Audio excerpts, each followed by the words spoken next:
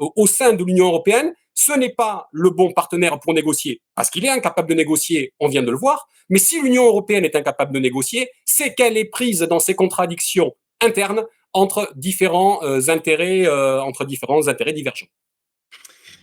Alors, ça, c'est un début d'explication, mais on peut s'étonner quand même du pourquoi. C'est-à-dire que ça a tellement peu d'intérêt pour les Européens. On a souvent dit que la Commission européenne était à la botte des Allemands, parce qu'il y a beaucoup plus de hauts fonctionnaires et de lobbyistes allemands que français à Bruxelles, qu'ils ont beaucoup plus investi l'Union européenne que les Français.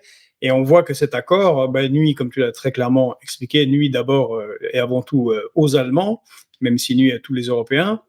Et c'est quoi? C'est parce qu'on a affaire à des gens qui sont tellement atlantistes qu'ils n'arrivent pas à penser autrement le monde qu'en termes de vassalisation aux États-Unis. Ou alors on pourrait avoir pire, peut-être que Mme von der Leyen, Donald Trump a un levier d'action sur elle concernant ses échanges avec Pfizer.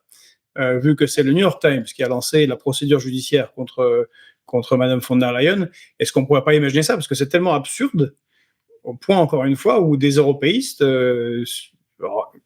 commencent en tout cas à réfléchir, à remettre en cause le cadre européen de négociation des accords commerciaux.